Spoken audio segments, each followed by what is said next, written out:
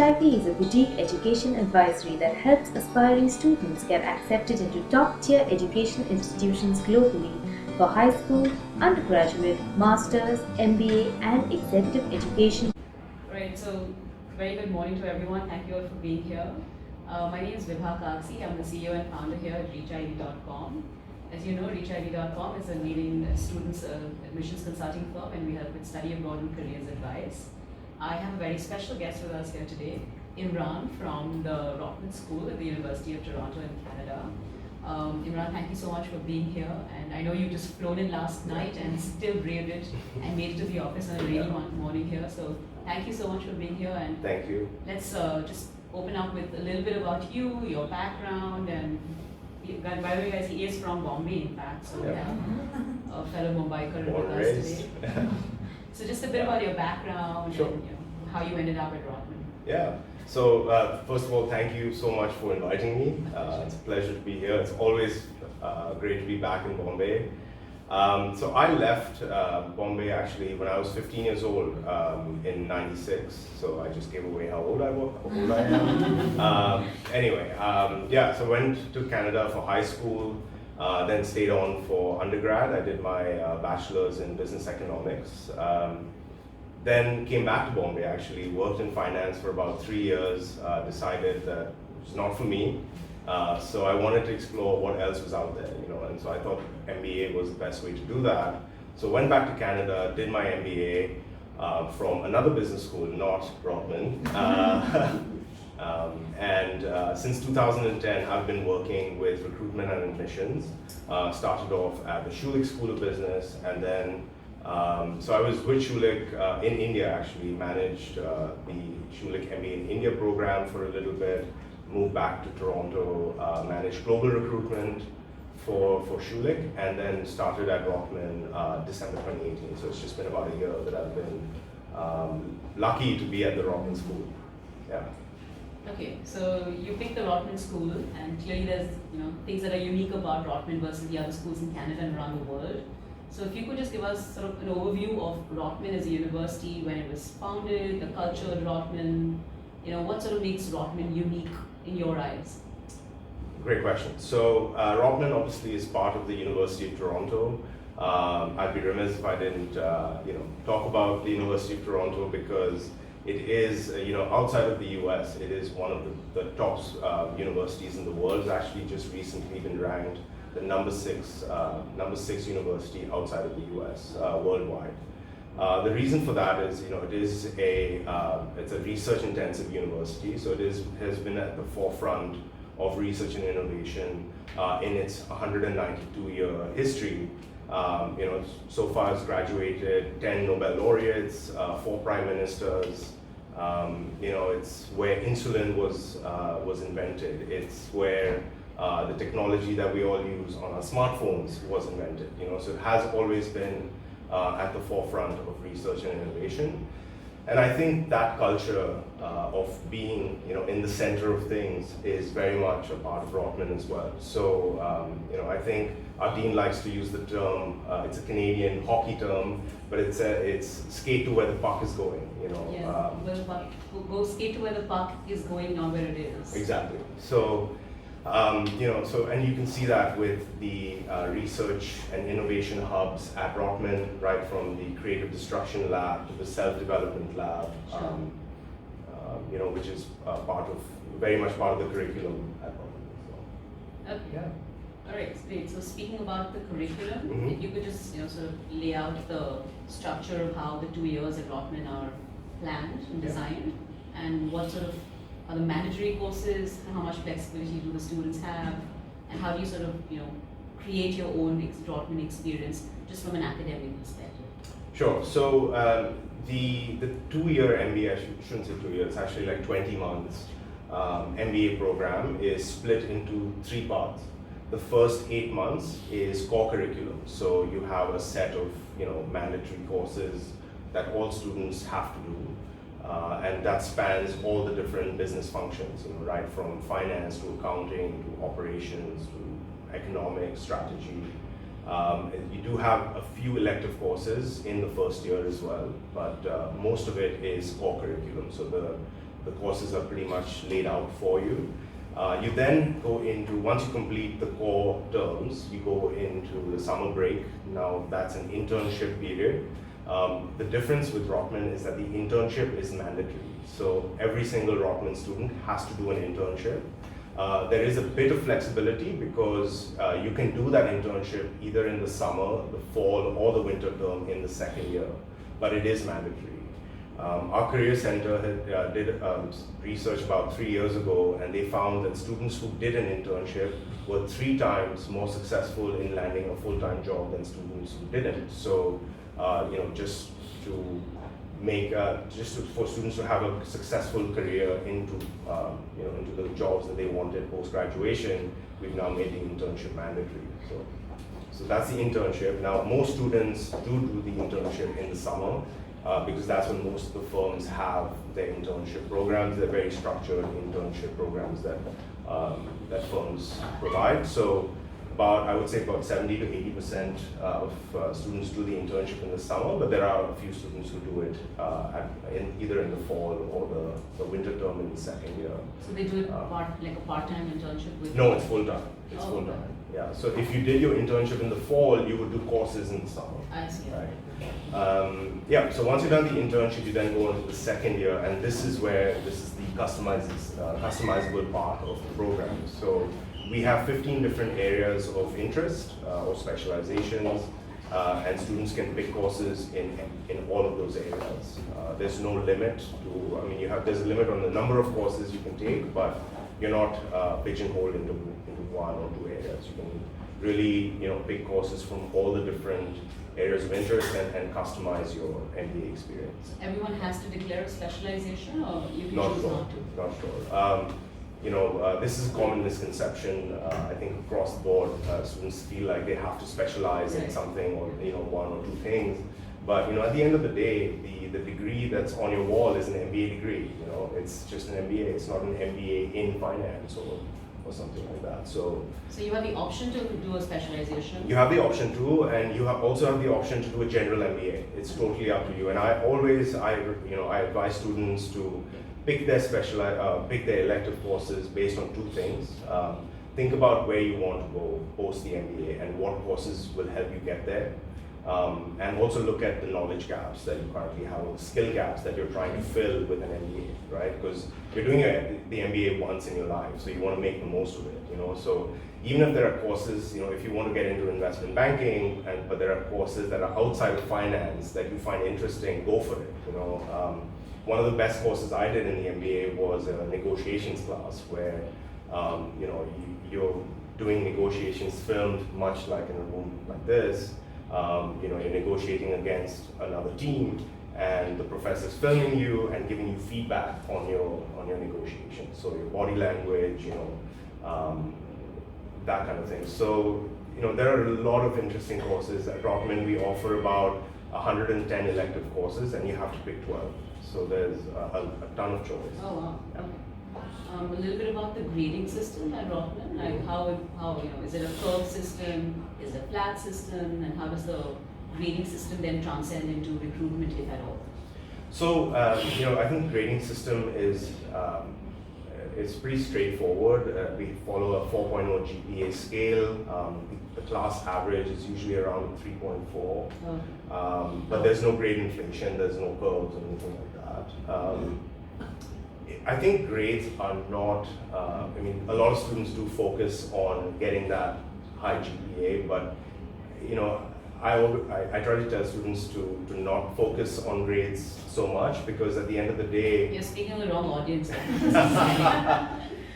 Well, let me reiterate that, grades will only get you so far.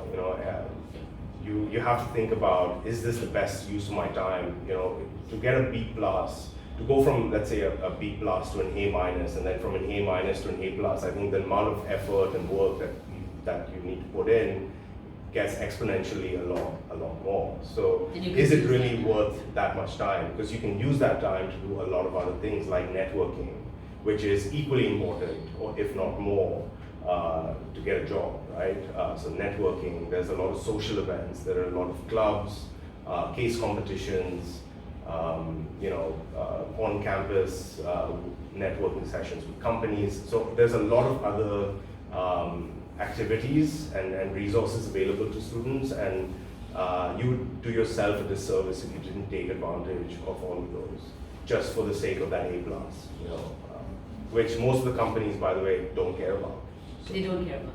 Yeah, I mean, there are like consulting firms and investment banking firms will ask for GPA, but other than that. No. So we work on the grades till we get to business school, and then we can sort of ease off on the grades. Yeah. Okay, so you talked about the opportunity cost of the whole academic side versus the co-curricular, extracurricular side. So let's talk a little bit about that. Sure. So what's the fun part of Rotman? The social life, the clubs, the student activities, the treks. If you could just. Yeah. So all of that. Where do I start? So let's start with clubs. Rotman there's over 40 clubs at the business school that students can that are free to participate in. You obviously have the industry clubs like finance, marketing, strategy, consulting, so on and so forth. But you also have some interesting clubs like the yoga club, the golf club, the wine and culinary club. And I strongly encourage students to participate in all of those as well. Toronto is a very, it's the financial hub, so it is a metropolitan city, but there's a lot of outdoor activity as well. It's on a lake. There's a ton of, there's hills, mountains, lakes nearby. So if you're into the outdoor active lifestyle, there's a lot to do. Obviously camping, sailing, rowing in the summer, skiing in the winter if you're a fan. If you've never tried it, I highly encourage you, I recommend you to try it. So there is a lot to do, and Rotman students definitely get together and take advantage of all the activities that are in and around Toronto. Being one of the most multicultural cities in the world as well, during the summer especially, there's every weekend there's a different cultural festival, and other food festivals. There's a lot going on. So I know the Rotman students do organize themselves into groups, and I bumped into a whole bunch of them a few weeks ago at the Greek festival, which was downtown Toronto. So they do actively participate in city life, which is great. Okay, so it's well integrated into the whole Toronto scene. And absolutely. I mean, Rotman is located right in the heart of downtown Toronto. It's about a 8-minute walk away from the financial district, and very much right at the center of downtown. So it's a very well-connected city as well, so you can get around quite easily. And most of the students do live around campus in downtown Toronto, so it's really easy to get around. Okay, yeah. Fantastic. Okay, so you made us all really sort of excited and tempted to go back to school and experience the whole Rotman life. But obviously, it's tough to get into. So if you could give us just a sense of the numbers, like how many people apply and the admission statistics. I know you said about 60% are international. Yes. So what sort of numbers are we realistically looking at here? Yeah. Excuse me. So we've actually, we've seen an exponential increase in applications, especially international applications, over the last 3 to 4 years. Certain world events, I'm not going to talk about, have made Canada at the forefront of management education globally. So we are seeing a lot more. We're seeing a huge growth in international applications. And unlike many other schools that have increased their class size or have introduced new programs, Rotman's taken a different approach, and we've actually cut our class size. Wow. So we went from a class of 350 to now a class of 280. And that's just allowing us to be a lot more selective with the students that we do accept. And it is getting a lot more difficult for students to get in. It's getting more competitive, but I think there's still ways to shine in your application and stand out. So, So that's like around 175. Oh, you wanted this? Okay, so yeah, so about 180 international students, and we get a little over 2,000 applications. Oh wow! So, okay, wow. yeah. Okay. Yeah.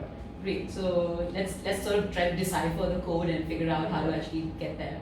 So let's maybe go step by step. We'll start with the GMAT. So between the GMAT and the GRE, any preferences? And what do average scores look like? Because a lot of times we see students who are sort of retaking the test twice, thrice, sometimes even 4 times. So just quick advice on which test to take and what sort of scores are you looking for? How important is that test score for Rotman? So I'll be totally open and frank with you guys. Welcome. So we do accept both the GMAT and the GRE.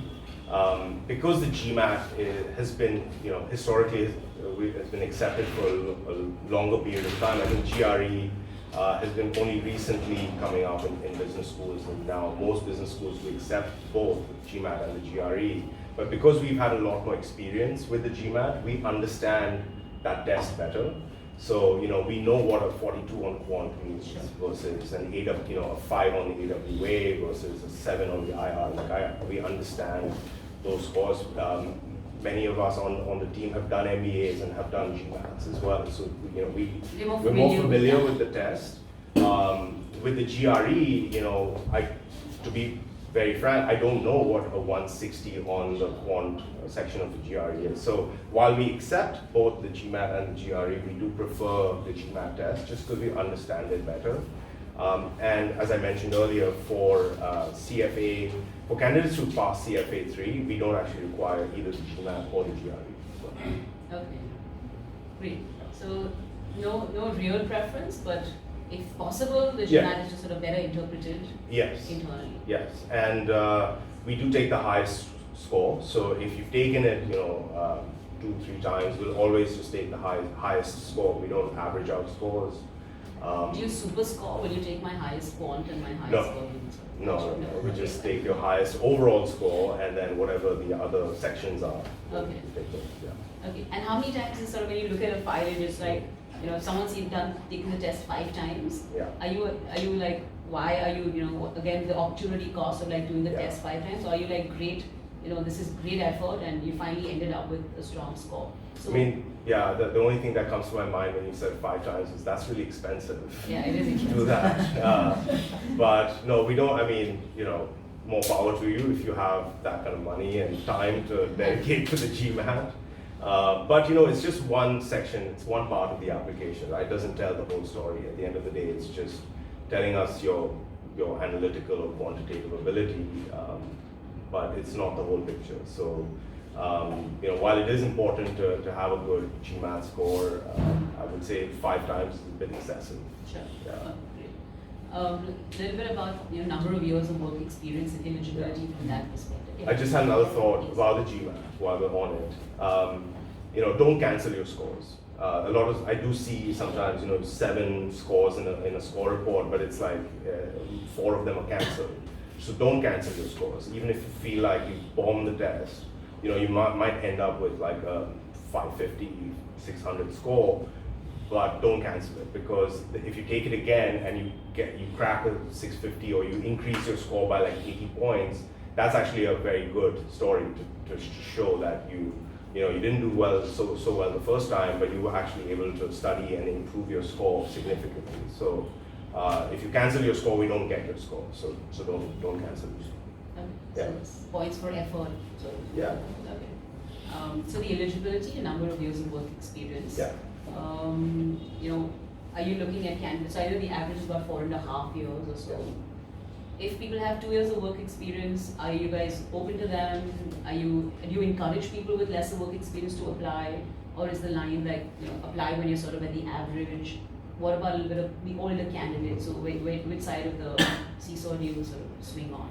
So, for us, the minimum work experience requirement is 2 years. Right. The range of work experience we see in our program is about 2 to about 11, 12 years. That's rare though to see that higher end on the work experience, because post 10 years you're more in the executive MBA category. Yeah. So I would say bulk of our students have between 3 to 6 years. The sweet spot being about 4.5, 5. This year the average was close to 5. And it seems to be the sweet spot of students who want to make a career switch. I mean, they've worked in their respective industries and roles for about 4 years and decide, okay, I want to try something different. So it's not too late in their career to do that. And it's long enough that they've really, they understand the industry they're in, and they understand the job and the career trajectory. And if they're not happy with that, then it's a good time to move. So that's why we see most students in that 4 to 5 year range. Okay. Yeah. Okay, but at the 2-year mark also you'll... Not at all. Yeah, that's fine. It's really up to the student. If you feel like it's the right time in your career to make that switch, it could be at the 2-year mark. It could be at the 6-year mark. It's really up to you. Yeah. Okay. All right. I think we'll move from eligibility to just the essays and how the application overall. Yeah. So this is really competitive, right? The numbers Yeah. you threw are super competitive, and you're looking at piles of applications every year. Let's start with the actual application process. So what happens once I hit submit? What then happens over in Canada? So the application has 4 components, right? Our application, we have 4 different components. The first is what we call intellectual horsepower. So we look at your GMAT score or GRE score or GPA and your GPA, right? Your undergraduate GPA. The next bucket or category is what we call work experience and impact. So looking at your work experience, we'll go through your resume, and more than the number of years of work experience and the role and titles, it's really about the impact that you made. So I can't harp on this enough. In your resumes, do highlight your accomplishments, do highlight the impact that you've had in your team, in your organization, because that's what we're measuring. The higher your impact, that just shows us that you have leadership potential that you will show once you're done, and as well in the program as well. But impact is very important. So the value that you brought to your team, to your organization, that's what we want to see in the resume. After that, the third category is communication and presence. So we have a few different points for that. We have 2 video essays, which we use Kira Talent for, and we have the in-person or Skype admission interview. So that's where we're judging your polish, your presence, communication skills. That's where one of either myself or someone on my team would wear the hat of an employer, and this candidate sitting in front of me, would I hire this person, right? So that's the third.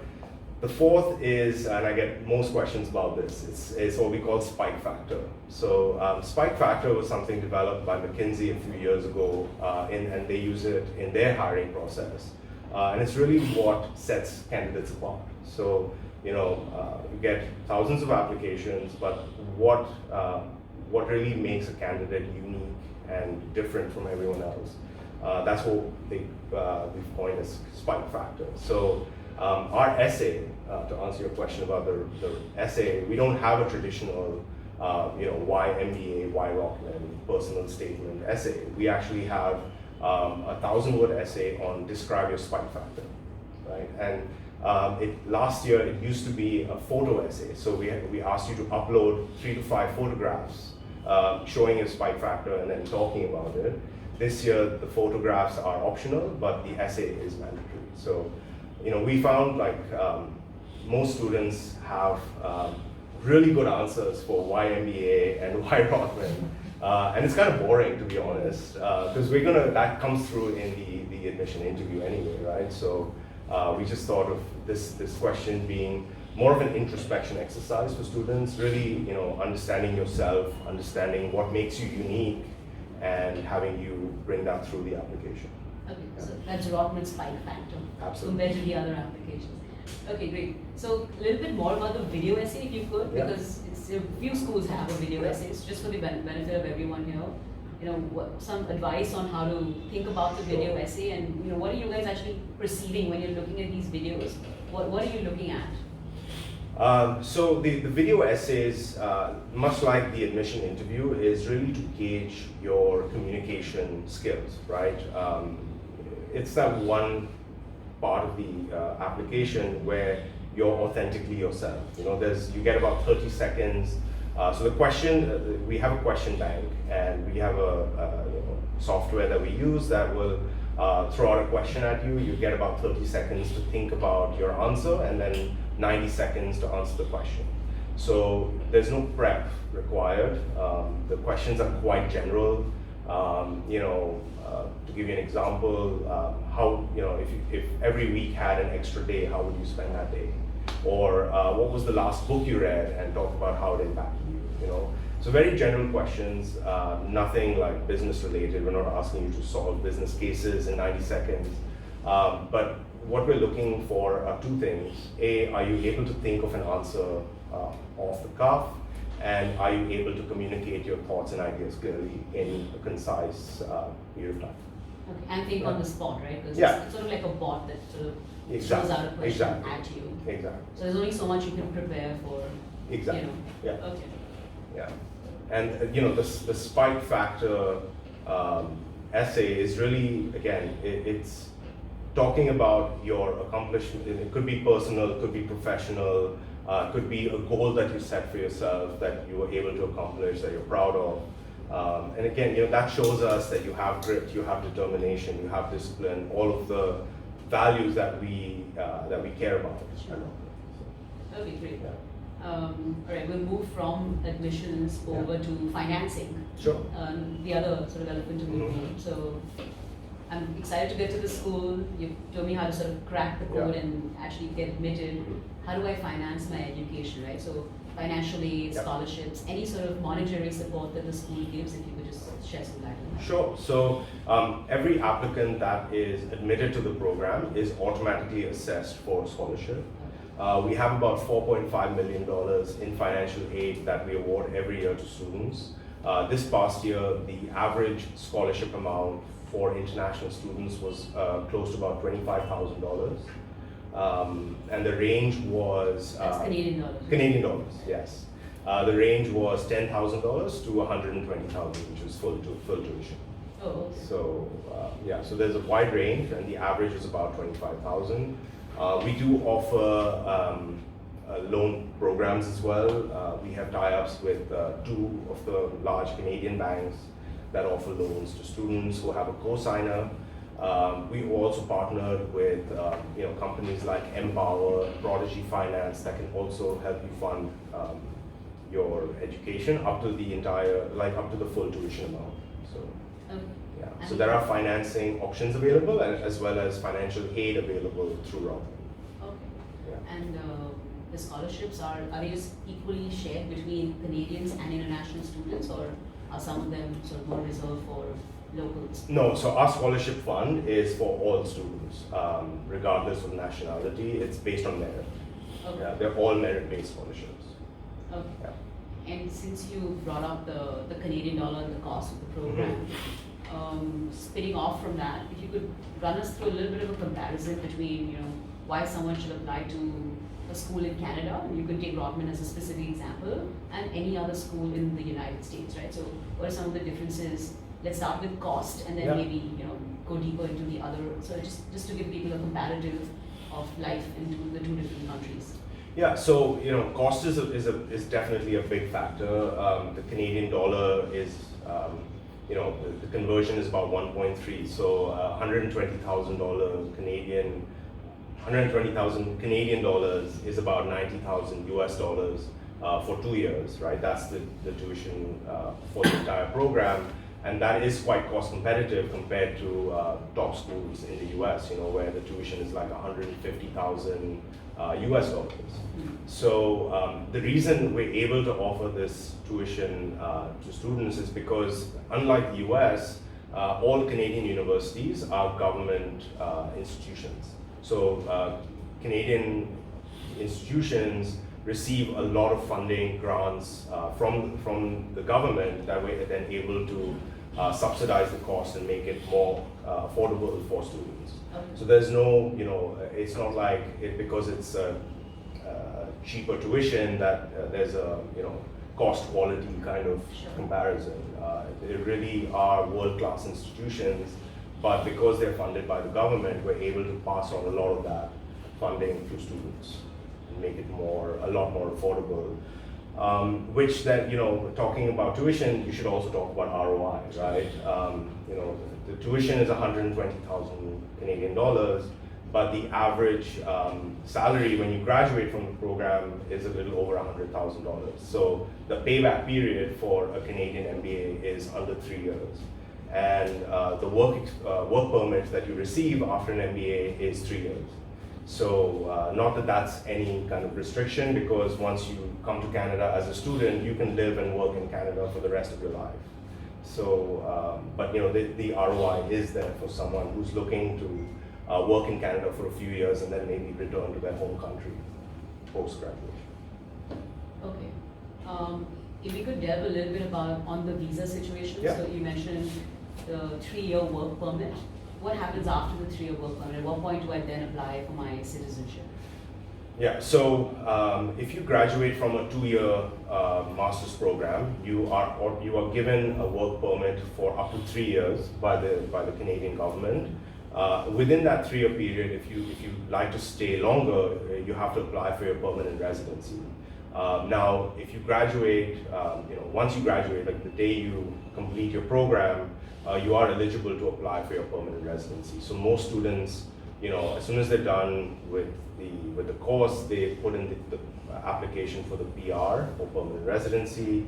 That process takes about 6 to 8 months. So you really don't even need the 3-year permit, even though it's given to you, because after about a year, you're already going to be a permanent resident of the country. And then as a permanent resident, if you stay in Canada for about 4 years, you become a citizen of the country. So it's a pretty simple, straightforward process.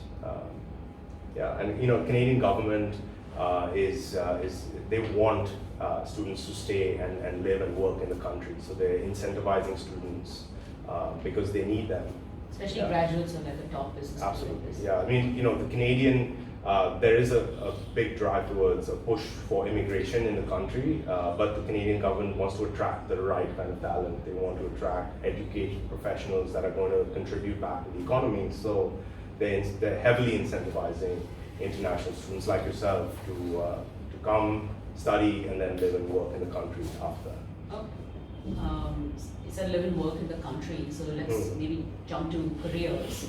So you have some. Yeah. So since you said country and I said country, you're picking up on my. It's so it's called an open work permit, which doesn't tie you to an employer, doesn't tie you to Toronto. Like you can graduate from Rotman in Toronto and work in Vancouver or work in Montreal if you want. So it's an open work permit, which means within that 3-year period, you can even switch jobs. Unlike the US, like your permit is tied to your employer, right? So I just thought I'd point out that. Yeah, it's a big difference actually. Yeah. Because I mean, I had an H-1B when I was in the US, and it was sponsored by a By the specific company. Absolutely, yeah. Okay. Which is why, for international students, it's easier to get jobs in Canada. Companies, there's no pressure on companies to sponsor a student.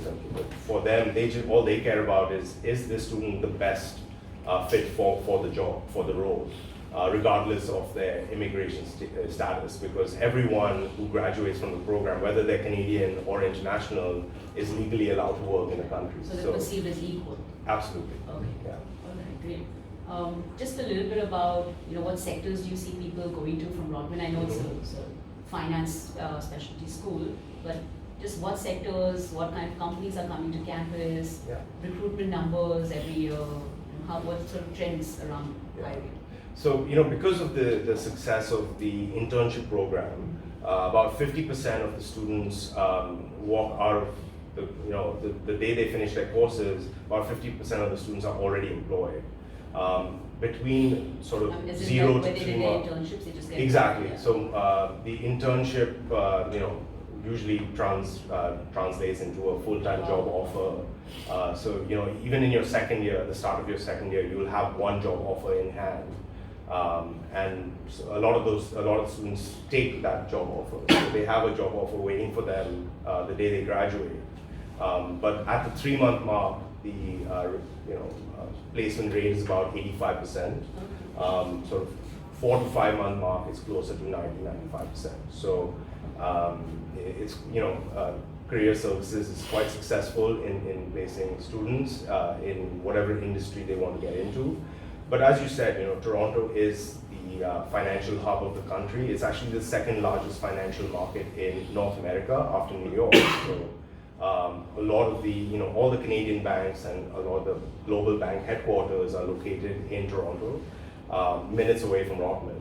And so there is definite trend of higher jobs, higher percentage of the graduates working in finance. It's also where the highest percentage of our alumni are working. This past year, about 35% of the students ended up working in finance. Now that's, the split of that 35% is definitely changing. There's a huge push, not push, but trend now towards fintech roles. So there's a lot of fintech jobs. There's big tech boom in Toronto at the moment, so there's a lot of investment in areas like artificial intelligence, machine learning, blockchain technologies within the finance sector. So there are a lot of jobs available there. There's a lot of analytics jobs as well within the finance domain. So that 35% is not just all investment bankers. It's, sure. There is across finance. Financial services is also huge in Toronto. So. Sure. And what's next after finance? After finance is consulting. So about 20-25% of students work in consulting. So the companies like McKinsey, BCG, Bain, A.T. Kearney, those are the companies that students work for, along with Deloitte, KPMG, EY. So that's consulting. And as I said, because of the recent kind of tech boom in Toronto, about 15% of our students work in tech. So that's including students who go on and start their own tech firms, or students working for companies like Amazon, Google, Microsoft, and also students who, I'll talk a little bit about the CDL. So we have what's called the Creative Destruction Lab on campus. So a lot of the students who work with those startups go back to them after graduation as well. Those startups are in disruptive technologies like artificial intelligence, machine learning. Okay. We need to discuss this question before I'm going to throw it at you. Sure. So of all the people you interviewed at Rotman, can you tell me about your one standout candidate who you remember and why? Sorry, this is my spike factor for today. Yeah. So unfortunately, I've been at Rotman for about a year, and unfortunately, I don't get to interview a lot of the students because I have a team that does that. Yeah. So a file I read, there was a woman from Latin America who was LGBTQ and had done a lot of work with impoverished women in slums in Brazil. She really had she had a tough childhood, a really rough upbringing, but fought her way through and did amazingly well, not only in the application but the interview. So she was recently one of the standout students. Okay, great. Yeah. All right. Sorry, you have something? Yeah, no, but thinking of like spike factor essays from previous year, we've had students who, we have professional athletes in the program, we have a professional poker player in the program, we've had students who, climbed Mount Kilimanjaro, we've had students who, set a goal for themselves to run a full marathon and, lost 50 kilos. Those are all, personal and personal accomplishments that we love to see in our applications. Okay, great. Yeah. One final piece of advice for everyone on Instagram and everyone in the room. Yeah. Piece of advice, don't get bogged down by the application process. Try to have fun with it. I know it's easier said than done. Try to, think of the application as your way of getting to know us better. Feel free to reach out to to us, to any of the business schools that you're applying to, we're here to help you.